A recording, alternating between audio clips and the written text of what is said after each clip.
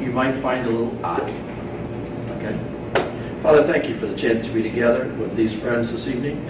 I ask that as this conversation unfolds, Lord, that you would direct it in the way that your Holy Spirit wants. I ask that everybody would feel completely free to ask any questions, and that we'd understand that together we're learning from the Holy Spirit as our teacher, in whose name we pray. Amen. Okay, here's my call to ministry. My dad was an evangelist.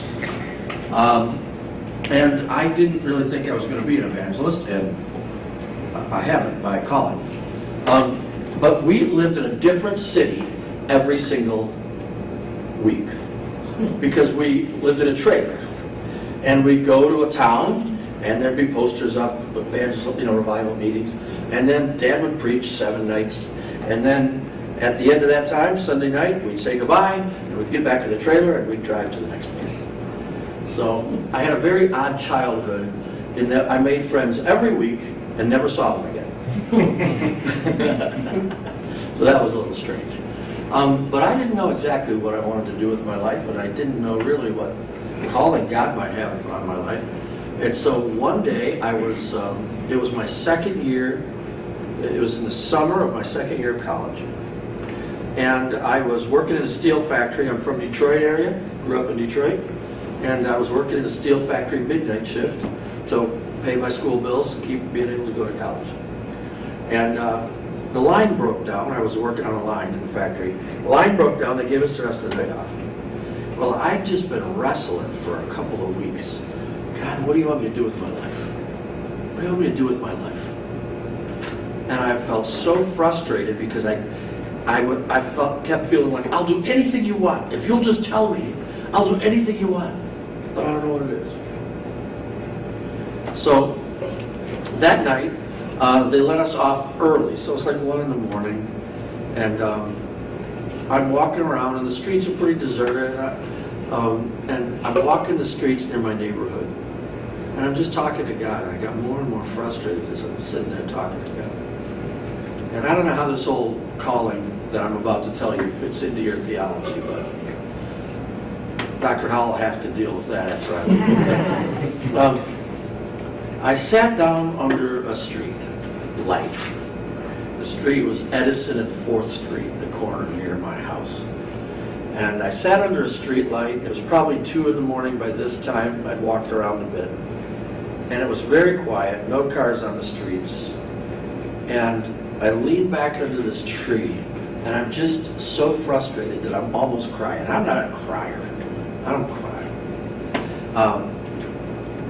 Now I do more as I get older if the Lord touches my heart about something.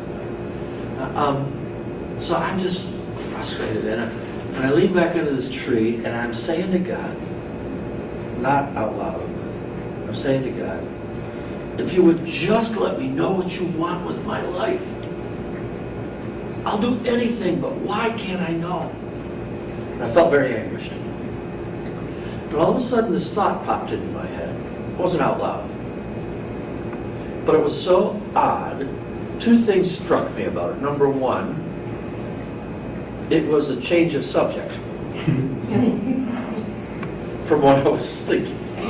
And number 2, I was feeling anguished, and the thought was very calm and almost amused. And the thought that came into my mind, like almost as if wasn't words out loud, was this: do you see that beetle by your hand? I'm thinking, what? I'm having this big anguished conversation. I'm crying out to God, and all of a sudden I hear, do you see that beetle by your hand? Well, I'm leaning back like this, okay? And so I go like this, and there, under the light, crawling along next to my thumb was this beetle. For a moment, I didn't even notice, hey, I'm having this conversation with God. It just was so odd. And I said, yeah. And the voice, which I know now, in retrospect, to have been the Lord, said to me, how do you think it knows what to do? How to be a beetle. And I thought, I guess you put instincts in it so it eats what it's supposed to eat and whatever. And I'm still feeling frustrated at this point. It hasn't dawned on me yet, kind of the significance of what for me was a little bit of a burning bush experience. And then the thought came in my mind, right? As soon as I gave that answer, the thought came in my mind, and the birds, have you seen them in the fall, how they get restless? Fly in circles. Yeah? How do they know to go south? And I thought, I guess you put that desire in them. So nobody teaches them, I guess somehow you put that desire in them. And then the last sentence I heard in those thoughts of that type was, what do I put in your heart? And I thought, I hadn't really approached that question that way. And so I said, well, I love to help people. And I love the Bible. And I like to teach. And I just felt this like smile of God. And there was no other word spoken. But when I sat down at near 2 o'clock in the morning at Edison and 4th Street, I had no idea what I was going to do with my life. And when I stood up a few minutes later, I had no doubt what I was going to do with my life. God has 1,000,001 ways of calling us, doesn't he? He can. And he's creative. He never does it the same way twice. He never does anything the same way twice. In fact, the trademark of God is there is no pattern. When Jesus was healing people, sometimes he'd just say, be healed. Other times, he'd hug them. Other times, he'd put his fingers in their ears. Right? Once he made mud and put it in their eyes. That sounds like a terrible way to get a person to be able to see. Sometimes he'd hug a leper, and other times he'd say, just go show yourself to the priest.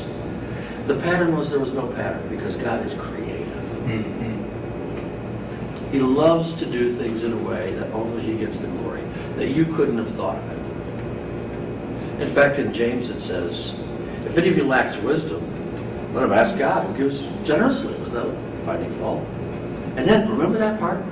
But when you ask, do not doubt. Because when you doubt, you'll be like a wave of the sea tossed back and forth. I used to think that verse meant, do not doubt that there's a God. But after a while I thought, no, that can't be what it means. So then I thought, if you lack wisdom, ask God, he's generous, he'll give it to you, but don't doubt. So then I thought it meant, don't doubt, but he'll answer. But now I've come to the place in my life where I really think that what it means is, if you lack wisdom, ask God, and he'll give it to you generously, without finding fault. But listen, when you ask him, this is now how I read that verse, and I may be wrong. This is how I read that verse. When you ask him, whatever he tells you, no matter how odd and ridiculous it seems, don't doubt it.